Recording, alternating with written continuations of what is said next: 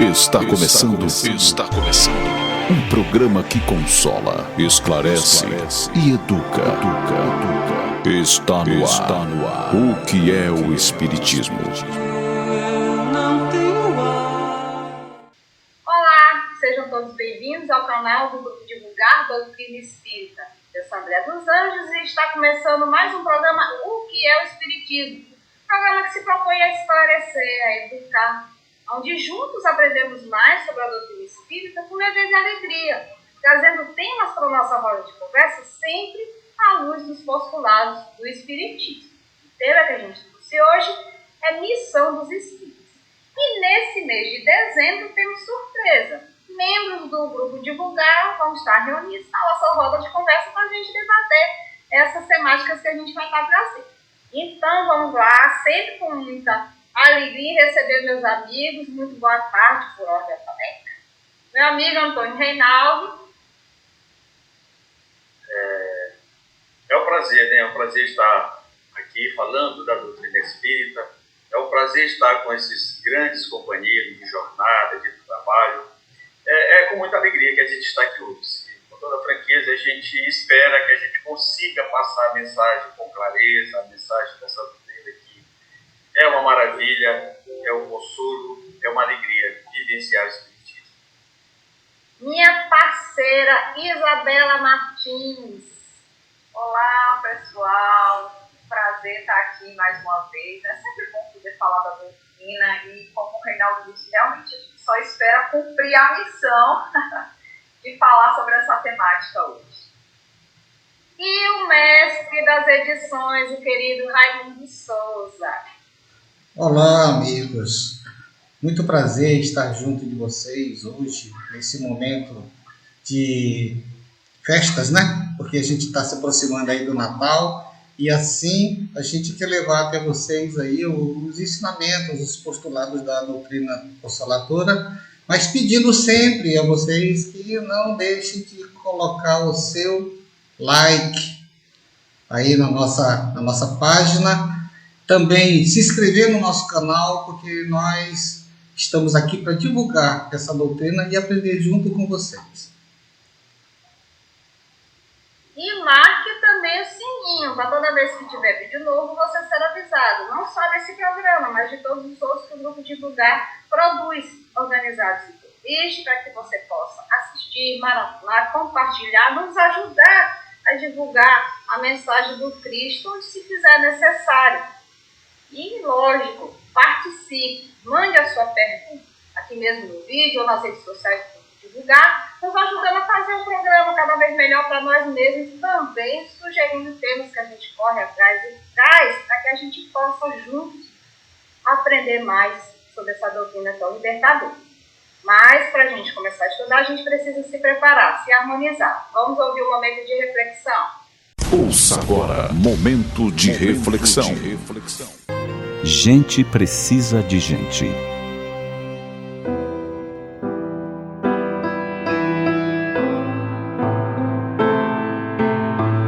A senhora chegou ao consultório sozinha. Com suas 7 décadas de vida, era totalmente independente. No entanto, embora o aparente vigor físico, as faces se mostravam emurchecidas como flor que perdera o viço das manhãs. Iniciada a consulta, após a descrição dos pequenos males que a incomodavam, o médico decidiu ir mais fundo. Por que um olhar tão apagado, como se os dias não tivessem mais brilho? Por isso, de forma sutil, foi inquirindo a paciente a fim de que lhe dissesse como transcorriam os seus dias, como era sua vida. Ela era viúva, disse. O marido se fora há alguns anos. Ela morava só. Tivera 5 filhos.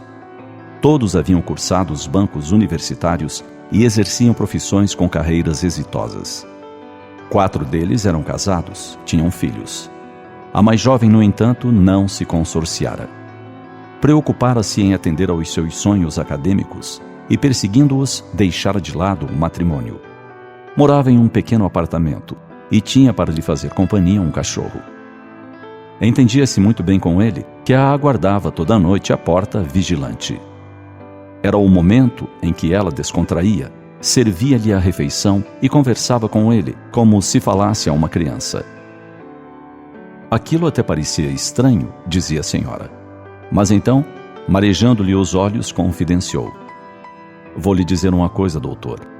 Tenho netos de todos os filhos casados. Costumo visitá-los nos finais de semana, nos feriados, nos momentos em que sei que estão em casa. Eu chego, vou logo anunciando. Vovó chegou. Oi, criançada. Nenhum deles vem ao meu encontro. Se estão em frente à TV, não param de assistir ao que seja para me cumprimentar.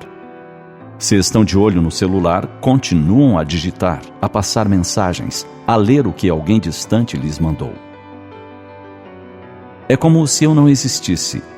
E é sempre assim. Dói na alma, doutor. Nem um sorriso, nem um abraço, mesmo que eu demore em suas casas. Não largam do celular, não se afastam da TV.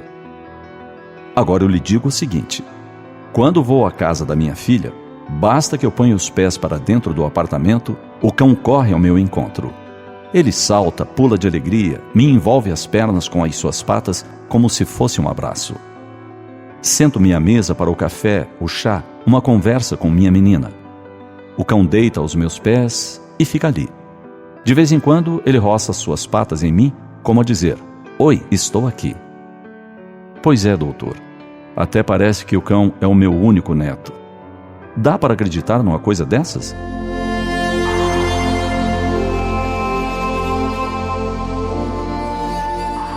Todos desejamos ser amados. Todos precisamos de carinho, de atenção. Quando a dor nos dilacerar a alma, quando nos sentirmos sós, quando desejarmos ardentemente que alguém nos abrace, não importarão os milhões de amigos que tenhamos em nosso Facebook, os que nos seguem no Twitter, ou as centenas de mensagens, fotos e vídeos que nos cheguem diariamente pelo WhatsApp.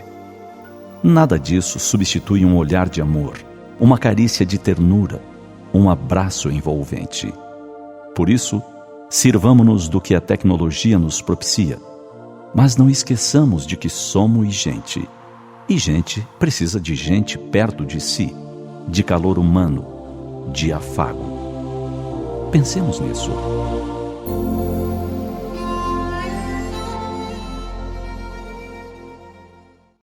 Voltamos após um momento de reflexão, já todos abastecidos, calmíssimos, com a mente fervilhando, prontos para falar. A faltosa do grupo não está, mas ela vai soltar a vinheta. Solta lá, Tati. A partir desse momento, você acompanha a nossa roda de conversa. O Espiritismo em Debate. Meus amigos, o tema de hoje é Missão dos Espíritas, capítulo 20 do Evangelho segundo o Espiritismo, e tem 4 de mesmo título, Missão dos Espíritas. E aí, meus amigos, nessa mensagem de Erasto, que é um grande colaborador da codificação, amiguíssima Isabel, qual é a missão dos espíritos? O que a gente tira dessa mensagem de Erasto? Olha, se a resposta fosse curta e objetiva, eu diria: a missão é árdua. Mas Erasto, foi lá e destilou para a gente uma série de situações em que a gente precisa, a todo momento, na verdade, se a gente espremer essa mensagem para tirar a sua essência, ela fala muito da gente se trabalhar, de coisas que nós, enquanto espíritas, precisamos fazer para servirmos de exemplo, Porque eu acho que a doutrina espírita, à medida em que a gente estuda, a gente percebe que o nosso principal papel como divulgador, por exemplo, como esse grupo se propõe, não é falar sobre a doutrina, ou dizer as coisas que ela propaga, mas sermos nós mesmos exemplos de transformação, modelos, para que outras pessoas também se sintam interessadas nessas mudanças. Então, quando ele fala aqui sobre as missões, ele deixa muito claro para a gente isso, principalmente no segundo parágrafo, quando ele fala uma coisa muito interessante, que para mim, dessa mensagem, talvez seja uma das mais marcantes, quando ele diz assim: ó verdadeiros espíritos, verdadeiros adeptos do espiritismo, sois os eleitos de Deus. Parece uma coisa, gente, assim, maravilhosa. Olha, sois os eleitos. Parece assim que a gente é um grupo seleto de escolhidos. Mas não é isso exatamente, né? Não é, se a gente parar essa mensagem aí, poderia ser. Aí ele continua e diz assim: é chegar na hora em que deveis sacrificar a sua propagação, os vossos hábitos, os vossos trabalhos e as vossas ocupações fúteis. Então, nesse momento, ele traz para a gente que quer ser um eleito, né? É você abrir mão dos próprios hábitos, das futilidades da vida, você arregaçar a manga e ser verdadeiramente um trabalhador da última hora. Então, a nossa missão é principalmente nos transformar para que essa transformação sirva de exemplo e divulgação e espelho para outras pessoas. E, Reinaldo, o que tu espremeu dessa mensagem, como disse Isabel? Tem muito suco nesse limão. Muito suco. E, como Isabela já deixou claro, mas tem, completando o que ela disse, ele vai na frente e diz, nesse mesmo parágrafo: ide e pregai. Ide e pregai. Tá? Então, ele, além de tudo isso, ele nos convida que nós devemos olhar essa doutrina dessa maneira, para a gente conhecer ela e pregar, divulgar, mostrar o que ela traz de bom, o que ela traz para esclarecer o Evangelho de Jesus, o que ela traz para que cada dia mais nós compreendemos o Evangelho de Jesus e seguimos esse tratado. Esse é o momento, nossa missão, além de todo esse, uma coisa muito importante, que é esse conhecimento, e aí vem aquela coisa, para a gente se conhecer, para a gente se preparar. Ele diz que nós, nesse momento, nossa missão é para a gente se preparar e deixar as coisas que o mundo nos oferece, as facilidades que o mundo aparentemente nos oferece, e seguir esse caminho que é um caminho de grande luta, de grande transformação, mas que é um caminho que vai nortear as nossas vidas para o Criador. Então, ele poder ir de pregar, a gente precisa nos livrar dessas amarras que nós temos no passado e divulgar essa doutrina. Essa é a missão nossa: divulgar, esclarecer, levar ela a todos os cantos possíveis, para que ela, cada dia mais, console e transforme os corações. E conversa, como você falou, André, me lembrou uma outra coisa também, uma característica muito peculiar da doutrina comparada a outras tantas, né?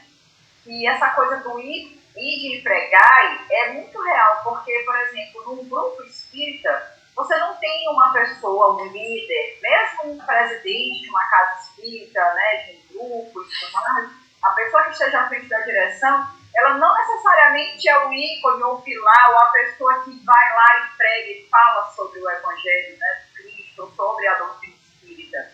Na verdade, todo aquele grupo, a todo momento, e até a forma, a didática com que se estuda a doutrina espírita, ela leva a com que todas as pessoas tenham condições de ir e pregar, né? Porque à medida que você faz essa transformação e aprende sobre o Evangelho, aprende sobre a doutrina espírita, você já pode ser esse instrumento de transformação, já pode ser essa pessoa que vai lá e semeia esse Evangelho junto a outras pessoas, com conhecimento, né? Por isso é que na doutrina espírita, caso, né, que esteja assistindo a gente aqui não seja espírita e tenha essa curiosidade, entender que aqui dentro do movimento espírita todos são semeadores, sabe? Todos são divulgadores dessa doutrina, porque um dos pilares da doutrina é o estudo, né?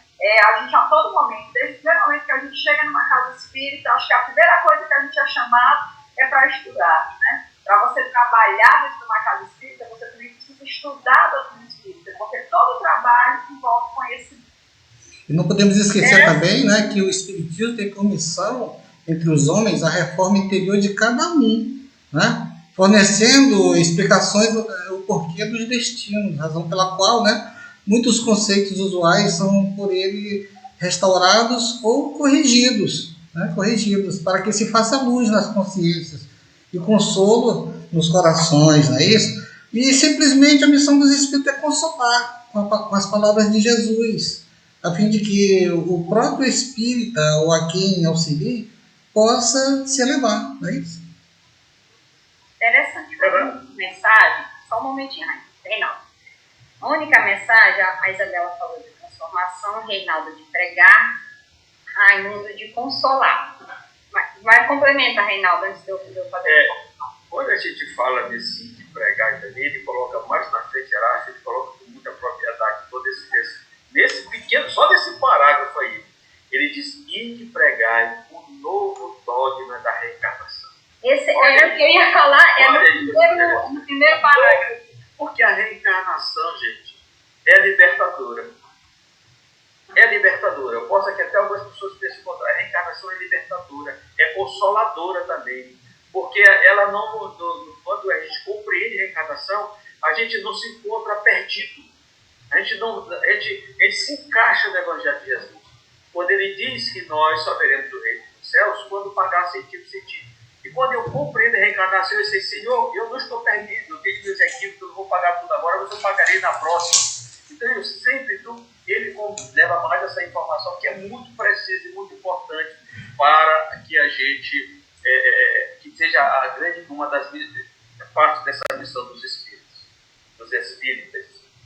Ele diz assim no final do primeiro parágrafo: e de pregar o dogma novo da reencarnação e da elevação dos espíritos, segundo tenham bem ou mal, cumprido suas missões e suportado suas forças. Então, veja, Jesus nos disse: conhecereis a verdade vos libertará. Eu, André, penso que o conhecimento da reencarnação é a chave libertadora de diversos males que nos afligem.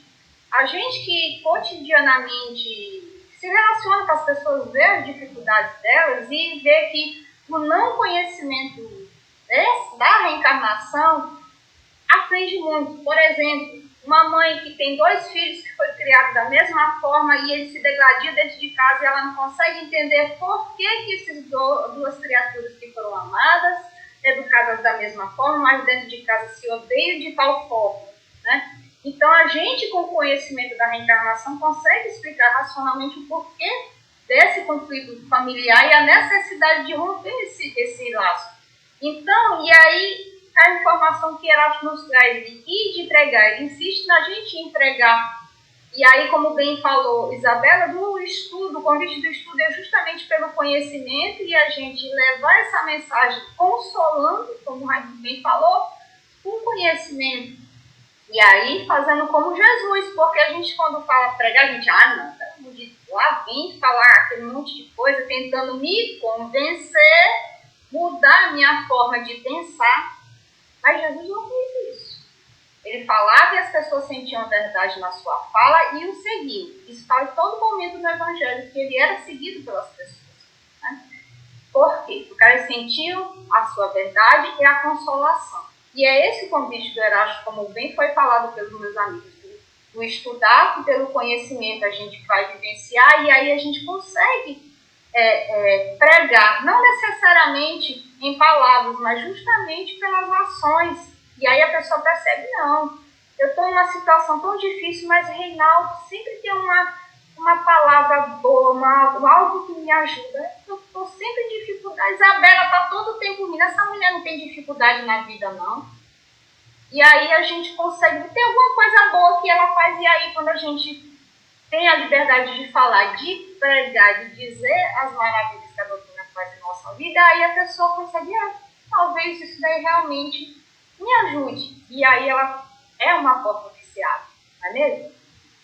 O importante é falar sempre de modo a fazer raciocinar, né? A fazer a pessoa pensar, né? E se colocar à disposição de querer mudar. Não da imposição de você determinar como é que ela vai seguir, né? Dogmatizar as coisas. Isso não é importante, não.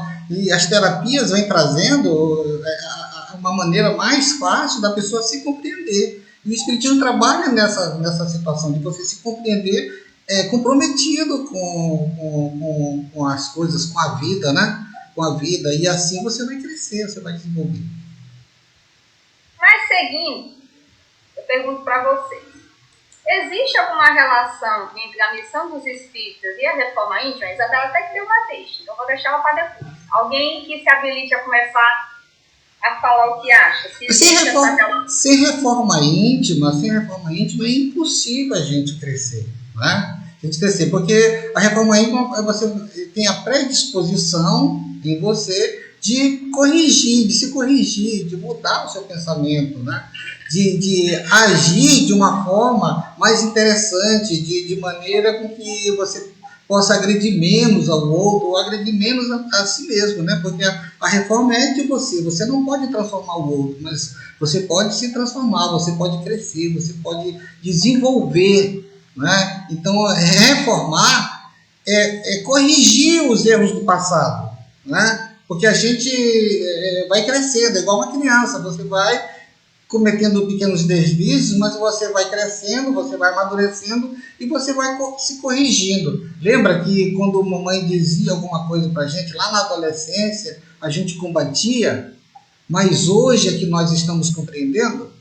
Por que nós estamos compreendendo hoje? Porque nós vivenciamos aquela fase. E hoje nós nos transformamos, nós estamos nos transformando porque a gente já está cuidando de outros, né? Se nós não tivéssemos nos transformado, né, intimamente, a gente não teria condições de ajudar os nossos filhos, nossos netos e toda a humanidade, né?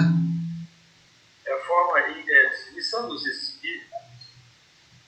ela não pode ser praticada na sua essência se não houver reforma íntima. Eu penso dessa maneira. Porque se nós vamos olhar aqui o nosso grande exemplo, que é Jesus. Porque para você ensinar, você precisa exercer. Eu não posso falar, divulgar o Espiritismo se eu não praticar o Espiritismo. E para praticar o Espiritismo, eu tenho que me reformar intimamente. Eu tenho que fazer as minhas correções íntimas, como falou Raimundo. Eu tenho que olhar os meus defeitos e buscar diminuir esse defeito, começar a conquistar a virtude para eu poder ser isento. Porque como foi que o Evangelho de Jesus até hoje cresce? Porque ele disse e exemplificou. Ele disse e fez. E nós, a mesma coisa, para nós sermos divulgar, para nós sermos cumprir a nossa missão com clareza, nós precisamos exemplificar. E isso é tão claro que se a gente vai ver outro exemplo aqui muito importante de Paulo de Tarso.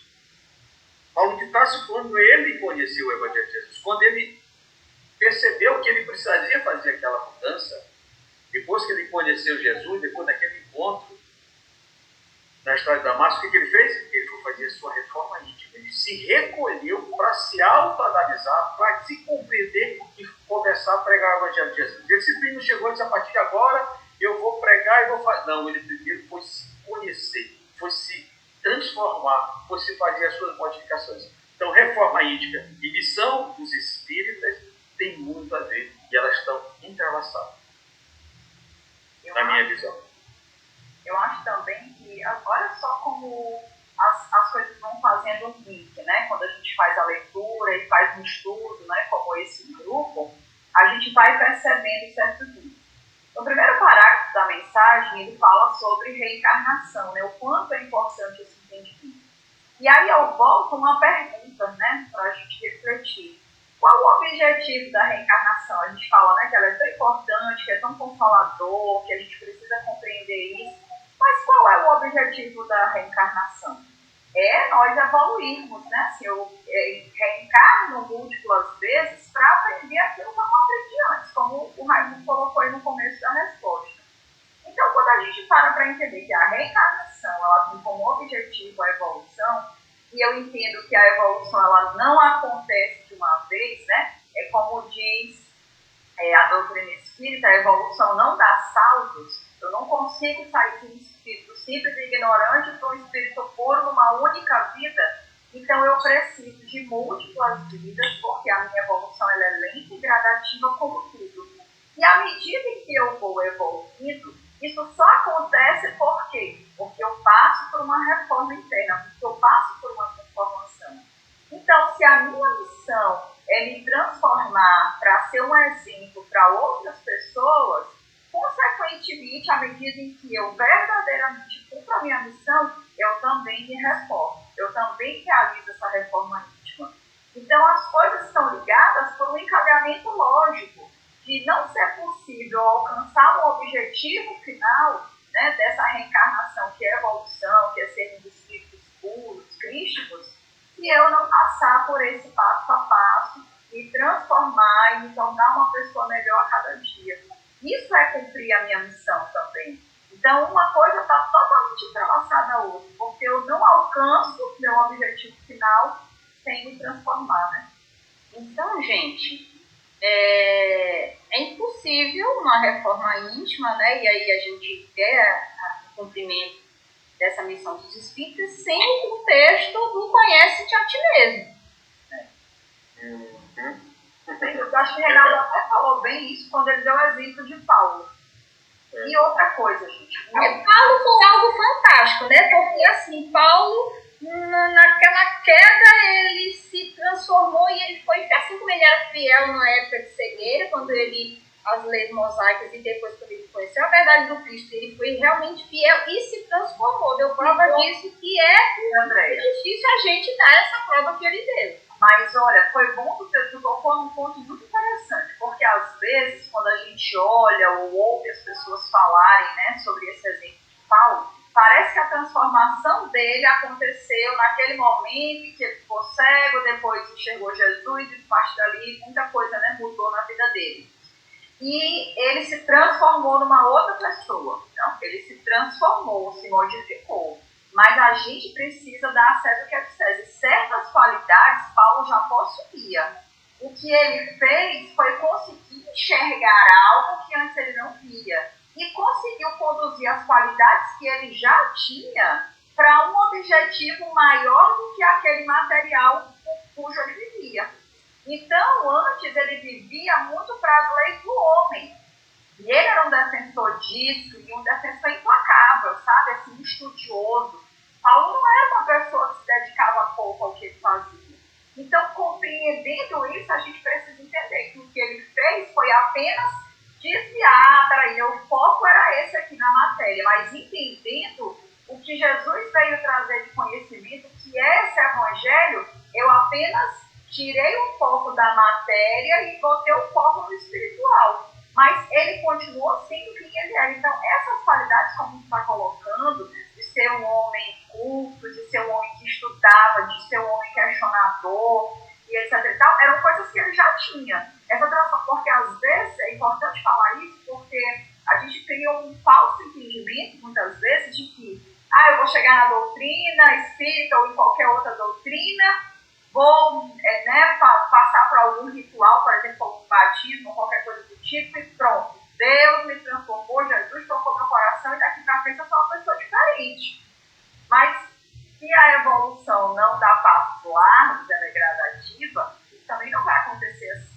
Então você vem sendo quem você sempre foi e aos poucos você vai se transformando, né? A transformação de Paulo ela é interessante, mas ele já tinha certas qualidades e certos pré-requisitos. Ele já era um homem íntegro. Só que o foco dele é que estava, sabe? Assim, quando você, infelizmente, não está olhando para o lado certo da vida, foi mais ou menos isso, mas ele já tinha. Então, quando ele se recolheu, por exemplo, ao deserto, e passou aqueles 3 anos, né? Buscando se conhecer, foi mais para entender, olha, agora eu preciso focar nisso aqui, porque em essência eu sou espírito, né? Eu sou alguém que precisa buscar coisas maiores do que só a matéria, do que só o dinheiro, do que só, né? Então, isso aconteceu com Paulo e a gente precisa também entender dessa forma. Mas muito, muito bom esse comentário. Outra coisa também, Andréia, é que a gente fala assim de Paulo, porque Paulo tem esse exemplo assim, que está mais assim, aflorado para todos nós, né? Mas assim, o próprio Erasto, né? O próprio Erasto, ele é da época de Jesus. Erasto era um dos 70 da Galileia, certo? Ou 72, alguns livros trazem 72, ele era um dos 70 da Galileia, né? Então, o que esse espírito passou para trazer essa boa nova, para trazer essa divulgação, né? A gente fala só de Paulo, né? E a gente vê o tanto que Paulo sofreu, mas não foi só Paulo que sofreu tanto. Outros também sofreram na pele e foram se transformando, né? Se transformando até Erasto chegar a ser esse espírito que traz essa mensagem para nós aí com muita clareza. Em todo o Evangelho tem ele, no livro dos Espíritos e principalmente no livro dos Médiuns, né? As mensagens de Erasto no Livro dos Médiuns são fantásticas. Então, quer dizer, é uma vivência, mas a gente sente que é uma transformação, porque ele conta uma história, né? E essa história é uma história de transformação, talvez a história dele mesmo, contando essa transformação. Por tudo aquilo que ele passou, né? Então, isso aí é que é bastante interessante que a gente possa compreender, porque ninguém fala apenas da boca para fora. Todo mundo que fala uma vivência, seja boa ou seja má. Mas é uma vivência que você está falando. Tudo aquilo que se fala, tudo aquilo que se conta é aquilo que se vive. Se é uma mentira, a gente vive uma mentira. Certo? Mas se é uma verdade, a gente está vivenciando aquela verdade. Então, o Erasto, né, quando ele conta, a gente precisa prestar muita atenção nas colocações dele, porque isso é uma vivência. Né? Não é dizer assim, não, eu ouvi falar dessas coisas. Né? Tanto é que ele alerta. Ele alerta. Precisamos ser assim, é bem enfático. Né? Precisamos ser assim, porque se não for assim, não vai funcionar. Essa transformação, ela é paulatina. Né? Mas ela é necessária, porque senão você não serve de exemplo. Porque Jesus é exemplo até hoje? Né? Porque a gente só tem o conhecimento do bem. Jesus não tem uma falha no currículo dele, diferente de nós. Né? Porque quando a gente, principalmente nós aqui, os espíritas, que conversamos com a espiritualidade, né? Tá lá, eles estão sempre no nosso pé. Né? No nosso pé. E principalmente nas nossas falhas morais. Né? Eles estão sempre ali, nas nossas falhas morais, colados nas nossas falhas morais. Então é isso, é uma vivência, né? Então a gente precisa prestar muita atenção, né? E pontuar aquilo que o Erasto está falando. Reinaldo? Eu acho que esse assunto já foi bastante falado. Né? Vamos falar sobre o conhecer a ti mesmo que tu falou, não foi isso? Uhum. A última coisa. Como foi a pergunta que você fez?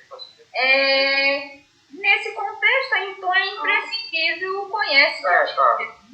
Isso. Eu não tenho, olha, enquanto a gente não se conhecer, a gente não vai fazer reforma íntima, a gente não vai ser um bom espírita, a gente não vai ser um bom cristão, a gente não vai seguir o Cristo. Porque essa é a grande dificuldade nossa, esse nos conhecer. Porque nós não gostamos ou temos medo, receio de olhar para dentro da gente, de fazer o autoanálise. E é uma coisa necessária a gente fazer esse autoanálise, me conhecer, saber quem eu sou, olhar para dentro de mim, minhas ações. E aí entra naquela situação que Jesus disse, vigiar e orar, ele está vigiando, como é que eu faço, como é que eu me comportei? E aí vamos lá para Santa Cruz também, né? Fazer a reflexão no final do dia, como foi o dia, como eu me comportei, qual foram as minhas ações, como eu tratei. Então, a gente precisa se conhecer. A partir da hora que eu me conhecer, eu vou aprender a conviver comigo mesmo. E eu aprendendo a fazer isso, eu vou perceber que existe coisas em mim que eu, às vezes, até enxergo no outro e não acho legal, eu vou passar a não achar legal em mim. Porque a transformação o nosso crescimento é coletivo, mas a transformação é individual. Eu preciso me mudar, eu preciso me produzir. E nós precisamos fazer isso para que a gente se torne realmente um cristão, um verdadeiro cristão, um verdadeiro espírita. Essa coisa do conhecimento. Eu acho que é um passo fundamental nesse contexto a de se conhecer. Tá? Então a gente precisa realmente fazer esse olhar de maneira diferente para nós mesmos.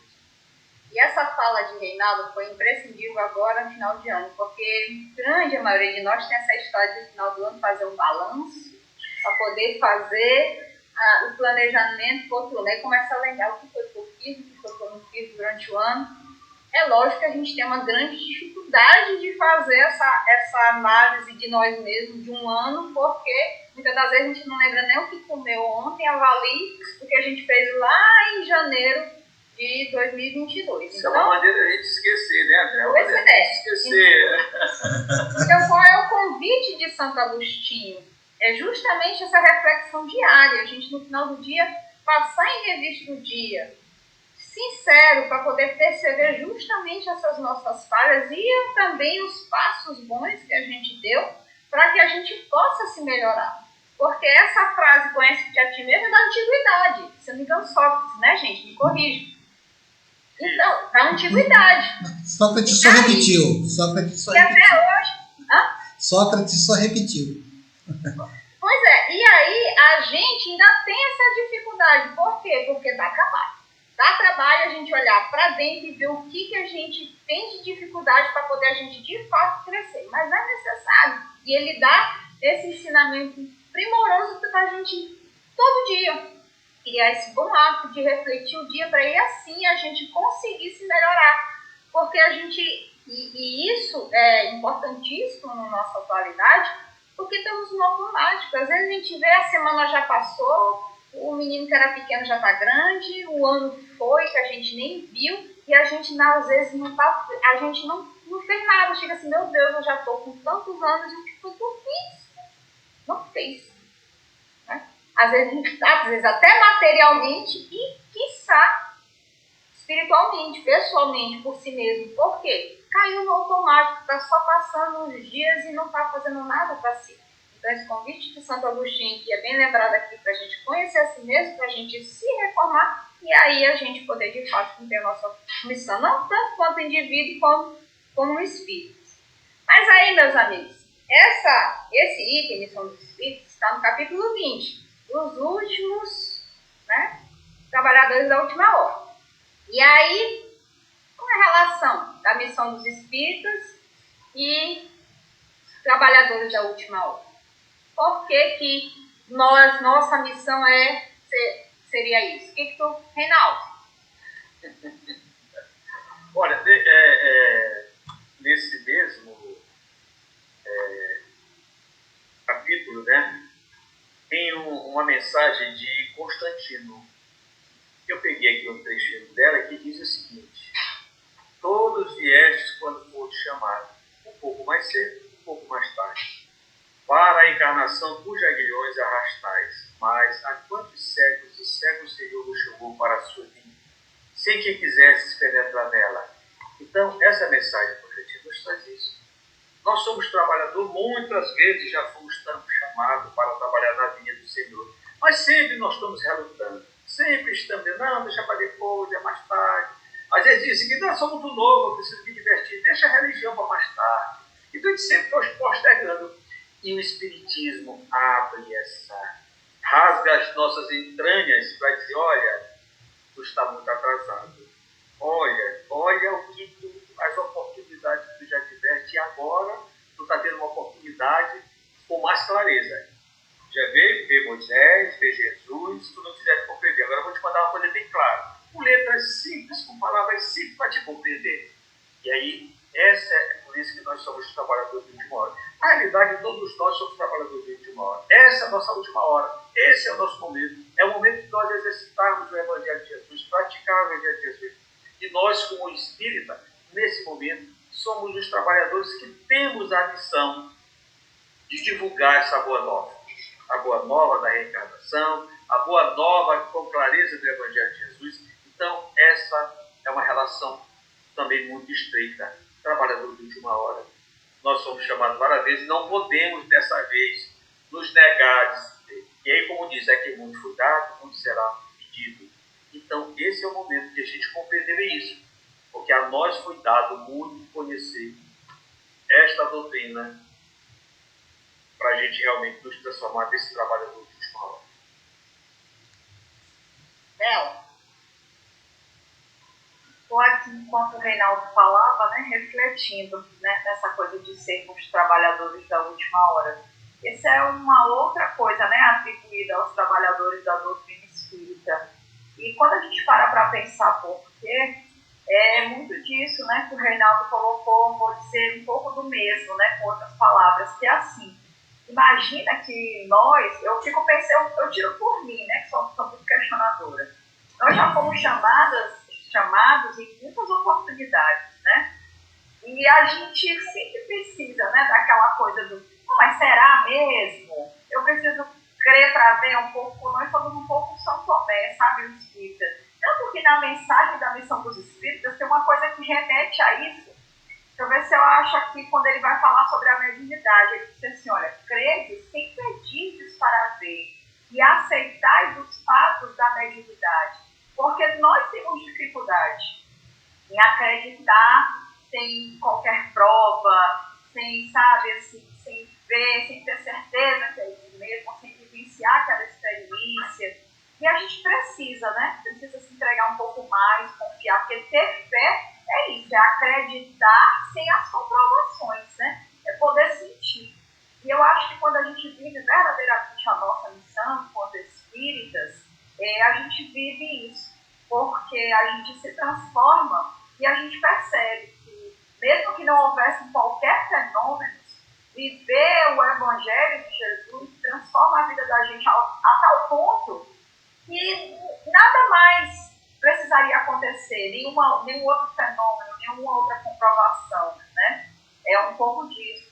Então, sem dúvida nenhuma, nós somos trabalhadores de última hora porque precisamos de muitas coisas para que nós nos chegássemos até Jesus, para que a gente realmente acreditasse nas coisas que ele veio nos ensinar, né? Vivenciar junto com a gente. Eu fico pensando, né, quando o Raíssa falou, olha, você sabe quem era o Erasto? Era um dos 70. Eu fiquei pensando, né, gente, eu naquela época era quem, né? Provavelmente quem jogava pedra, quem não, esse aí, quem é esse falso profeta? Provavelmente eu era essa pessoa lá.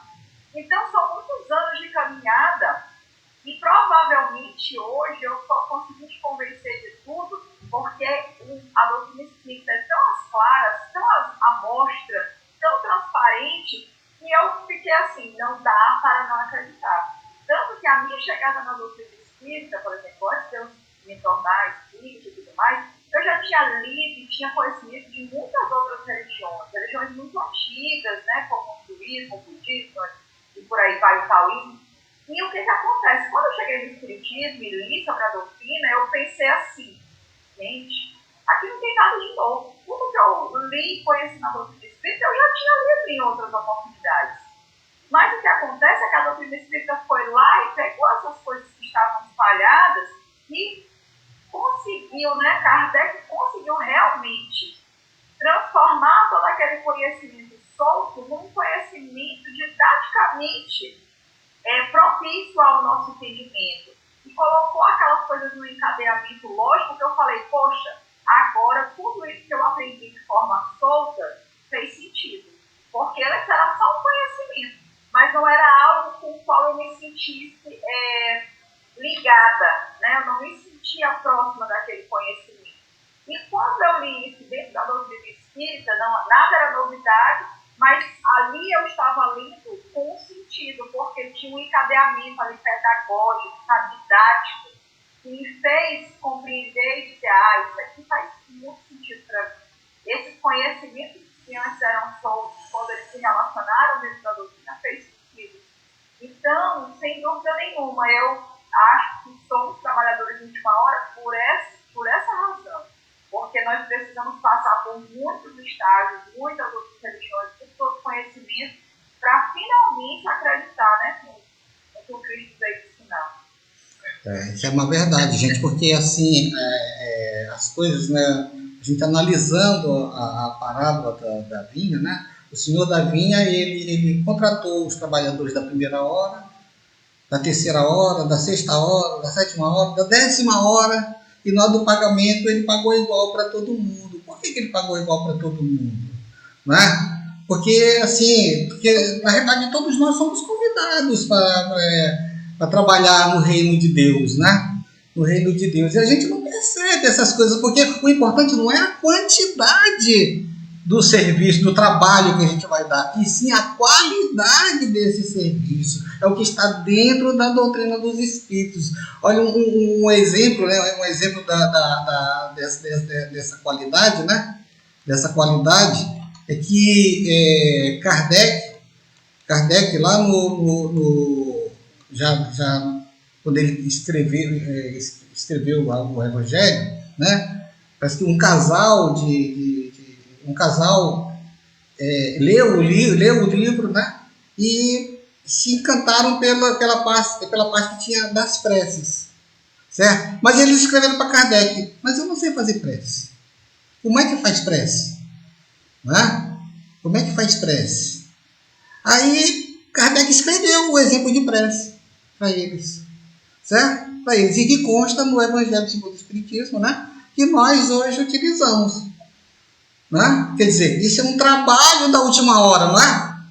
O último momento, no fechar do livro, no capítulo 28 do livro, ele ainda foi lá, colocou lá umas preces para que se orientava a pessoa como é que deveria fazer uma prece, como é que se pode fazer uma prece. Né? Não é que dizer assim, não, você tem que ser desse jeito, não. É uma ideia de como se deve fazer uma prece. Não é assim? E Raimundo, agora tu falou isso aí, me veio aqui, né? Porque eu sempre tenho um pensamento de zoeira, de brincadeira. E me veio o seguinte pensamento, né? Olha, o espírito, ele é o trabalhador de última hora, realmente, porque é pouco tempo, mas a transformação que ele precisa fazer para se tornar um espírita verdadeiro é muito grande, gente. Olha, minha vida. E olha que eu ainda não sou um espírita assim, sabe? Assim, que preste. Ainda tenho muitas falhas, mas eu me transformei de uma forma assim inacreditável, sabe? Assim, as pessoas que convivem próximas a mim poderiam dar esse testemunho, não eu, né? Mas a mudança é muito grande. E outra coisa que o Raíssa falou sobre qualidade do tempo e falou sobre Kardec, eu vou dizer uma outra coisa. A doutrina espírita praticamente foi elaborada ali por Kardec num tempo muito pequeno. Quando você para pensar que tudo isso que a gente tem de conteúdo hoje, né, disponível dentro das obras básicas, dentro da doutrina espírita, da revista espírita e etc. e tal, foi produzido em 10 anos.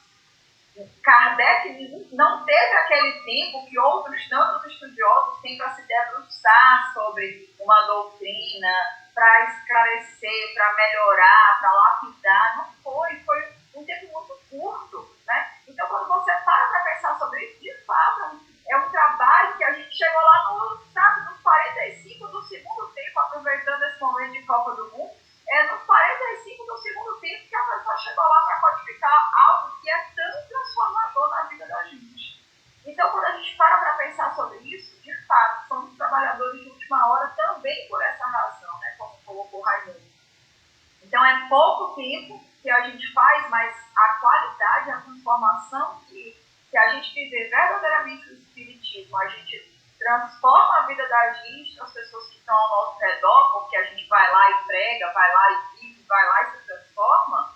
Então, isso acaba valendo, né, ter um peso, o mesmo peso daquele trabalhador que chegou lá na primeira hora, mas fez o trabalho, né, aos poucos. Com qualidade, né? Com mais qualidade, né? Minha mãe, inclusive, diz assim, olha, quem bem tiver juízo, não chegue na doutrina espírita, porque é impossível você chegar, ter contato com a doutrina espírita e não buscar se transformar. E não viver conflitos internos com os comportamentos que você tinha antes e os comportamentos que você entende hoje que precisa ter. Então, são conflitos mais salutares, porque são conflitos que vão nos levar a sermos pessoas melhores, mais evoluídas. A gente erra, mas está sabendo que está errando, né? Está errando, certo? E além do mais, nós somos os trabalhadores da última hora com a doutrina espírita, porque é a mais recente, né? É a mais recente, e a mais recente ela vem com mais esclarecimento, vem com mais qualidade no seu teor, né? A gente é pautada no estudo. A gente não é espírita por ser convidado, né? A participar do espiritismo. A gente adere, né? A gente adere a esses ensinamentos, entendeu? Então isso aqui é fantástico. Eu também entrei na doutrina por amor, entendeu? Porque assim, eu também comecei a ler, né? E a partir da leitura, e o livro foi muito difícil para eu ler. Ação e reação. Ação e reação, livro muito difícil para ler. Aí, a partir dali, ação e reação, eu queria saber as explicações daquilo ali. Aí fui pegar o livro dos Espíritos, e aí o encantamento chegou. Mas aí, gente, como então a gente aplicar no nosso dia a dia essa missão dos Espíritos? Por exemplo, no ambiente de trabalho. O tal do pregar, o tal do falar da reencarnação, de tudo que a doutrina nos faz. Como a gente aplicar no nosso dia a dia, inclusive no nosso ambiente de trabalho. Pois, Andréia, a doutrina, ela não quer que você faça discursos e haja pegue coisas prontas para levar, para mostrar para as pessoas. A doutrina é o exemplo, né? É o teu exemplo. É como Cristo conquistou a todos nós. Foi pelo exemplo. Então, como nós somos a doutrina consoladora e buscamos sempre praticar o exemplo de Jesus, é o nosso exemplo que faz com que a gente coloque para as pessoas, que todo mundo nota logo, você deve ser espírita, né? Porque pelas nossas colocações, pela maneira como a gente age, pela maneira como a gente trata as pessoas, e assim a gente vai conquistando, porque é muito difícil, como disse Isabela ainda agora, você ser espírita e não ser notado, né? E não ser notado. Antigamente as pessoas até se escondiam. Não, eu não posso nem dizer que eu sou espírita. Em casa eu não posso nem dizer que eu sou espírita. Por quê? Né? Hoje não, hoje todo mundo nota que você é espírita porque você age de uma forma diferente. Você tem uma conduta diferente. Né? Dela? Eu vou me utilizar de outro trecho, né, dessa mesma mensagem para responder essa tua pergunta, André, que é quando ele diz assim: lançai-vos em cruzada contra a injustiça e a iniquidade, e de derrubai o culto ao bezerro de ouro, né? Felizes as vossas palavras de consolação, de fraternidade, de esperança e de paz. Eu acho que esse é o comportamento que a gente precisa ter, né, no ambiente que faz a gente frequenta, de buscar sermos ali instrumentos realmente de justiça, sabe? Em que sentido? Fazendo a minha parte. E que isso possa servir de exemplo e contagiar as outras pessoas, né? Então, que eu não cometa injustiça com os meus colegas de trabalho, que eu seja aquele instrumento de paz, de apoio, de consolação, sabe? E isso que Raimundo falou também é muito interessante. É impossível, a gente não passa mais despercebido, né? Porque as pessoas, sabendo que nós somos espíritas, elas vão nos procurar muitas vezes, e principalmente nos momentos de dificuldade, como no partir de um ente querido, né? No momento de uma grande dificuldade, onde elas não entendem por que estão passando por isso, por que daquela aprovação. Então, nesses momentos, elas buscam a gente porque elas sabem que a doutrina espírita traz respostas para essas perguntas, né? E elas têm dificuldade de ver a vida para além do que está acontecendo nesse momento. E aí, quando elas nos buscam, a gente precisa ser, né, esse instrumento, essa pregação e esse exemplo, porque também de nada adiantaria eu ser aquela pessoa que consola, que vai lá, que leva uma palavra bonita, mas quando a dificuldade acontece na minha vida e dentro da minha casa, eu estou num desespero só. Eu, sabe, me descabelo, eu não tenho crença no que vai vir ali à frente, não tenho, sabe, esperança de um futuro melhor. Então, a gente precisa vivenciar isso. E aí eu vou dar um outro exemplo aqui. Eu lembro que, coordenando um grupo de estudos, né, lá no centro, um dia, nos momentos aí de eleição, onde as coisas estavam muito acirradas e tudo mais, quando foi na semana mesmo da segundo turno, eu acho, alguma coisa assim, a gente veio um assunto sobre política, não me lembro qual era o tema do evangelho que estava sendo conversado. Aí eu falei assim: olha, a gente precisa ter fé, porque a doutrina espírita fala para a gente que nós temos a vida, né, ela vai melhorando cada vez mais, nós vamos ter um futuro melhor. Então, a gente percebe que nesse momento as pessoas perdem muito a fé, né? Porque como o Brasil ficou polarizado, ou era uma coisa ou era outra, as pessoas começaram a ter dificuldade de entender que mesmo que acontecesse o que eu não queria, isso também seria positivo. Então, olha só, acho que foi um momento de teste, né, para nós espíritas, que temos esse entendimento e esse esclarecimento de que nós estamos vivendo num mundo cada vez melhor. Existe uma evolução, nós já saímos ali de um plano primitivo e estamos caminhando para um mundo de regeneração, onde tudo vai se melhorando. Mas, assim, não é o que eu quero, então não está melhor, sabe? Então a gente começa a criar essas dificuldades, e a vida material, as encarnações, elas vêm para mostrar para a gente que as coisas são assim, mesmo que a gente não consiga ver uma luz no fim do túnel e etc e tal, mas ela está ali, ela existe, e eu preciso ter fé de que tudo que Deus faz é para o meu melhor. Raimundo falou uma coisa interessante no começo do programa, que eu queria frisar, não tive a oportunidade, mas eu acho Agora é o Momento, e que ele falava sobre esse processo de evolução e falava sobre certas dores pelas quais a gente passa.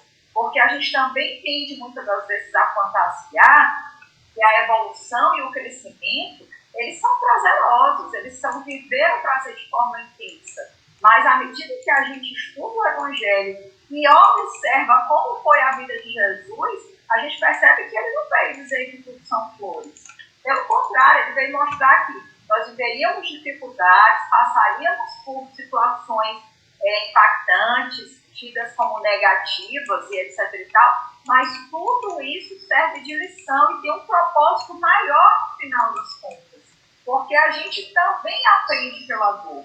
E eu diria, por sermos teimosos, muitas vezes essa é a nossa maior escola, né? A dor e o sofrimento acabam sendo as nossas verdadeiras, né, professoras. Então, quando a gente passar por um momento de dificuldade e etc e tal, que a gente possa confiar e entender o que é que eu posso aprender com esse momento, ao invés de praguejar e reclamar e achar que tudo está sendo injusto com a gente, né? É entender, eu estou passando por isso por quê? E procurar tirar uma lição daquilo, né? Eu acho que é isso que a gente precisa viver no nosso dia a dia. E não adianta, né, a gente aconselhar, pregar com palavras, se eu não vivencio isso na minha vida, como a Andréa disse. A gente precisa viver, sorrir, ser feliz, mesmo tendo as dificuldades. E as pessoas vão olhar isso e entender, poxa, mas Isabela, Andréa, etc e tal, passaram por essas dificuldades e estão bem, então, sabe, levando a vida. Por quê? Porque a gente tem fé na vida futura. Porque a gente sabe que a vida não acaba aqui. Que esse mundo material que a gente está vivendo, ele não é tudo, né? Ele é apenas uma experiência dentre tantas outras experiências que a gente ainda vai viver. Então, eu acho que manter essa fé acesa e ser esse exemplo, né, para os nossos colegas de trabalho, para os nossos familiares, é o que há de mais importante, né, enquanto trabalhadores aí da opinião.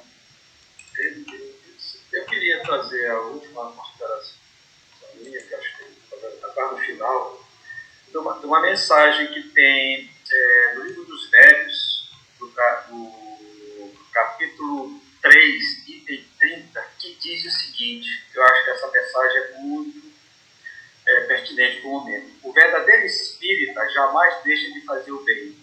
Lenir corações aflitos, consolar, acalmar desesperos, operar reformas morais. Essa é a sua missão. Nisso também que encontrará satisfação real. O espiritismo anda no ar. Difunde-se pela força mesmo das coisas, porque torna felizes os que o professam. Então, essa mensagem que está no Livro dos Médiuns, ela é muito importante, ela reforça, ela fecha tudo isso que a gente falou aqui, que essa é a missão dos espíritos, é consolar, é esclarecer, é auxiliar, é fazer tudo isso. Isso vai dar satisfação para a gente, isso vai trazer para a gente esse consolo, essa compreensão, como ele diz, o espiritismo está no ar, o espiritismo está aí para todo mundo, quem quiser buscar, encontrar, está na força de todas as coisas, porque o espiritismo não tem um dono, né? Ele é dos espíritos. Então os espíritos estão espalhando esses ensinamentos por todos os lugares. Então nós só precisamos abraçar essa ideia e praticar ele como Jesus praticou, tá? Não é querendo dizer que nós somos Jesus, é como a Isabela falou, Jesus passou por tribulação. Jesus disse uma coisa importante: no mundo tereis aflições. Ele disse: no tem mundo, ele não disse no mundo tereis felicidade. E não vendeu, Jesus disse isso. Ele disse que nós teríamos aflições. E eu sempre vejo Jesus como um grande exemplo, que todo o que ele passou para nos exemplificar o que era a vida. Olha, a vida é desse jeito, gente. A vida não é de alegria, né? Alegria no sentido mundano. A vida é de lutas, de transformação, de mudança, de batalhas, dias a dias, mas quem vencer essa vida será feliz. Então ele vem trazer esse ensinamento para a gente. E a doutrina espírita vem com mais clareza trazendo essas informações.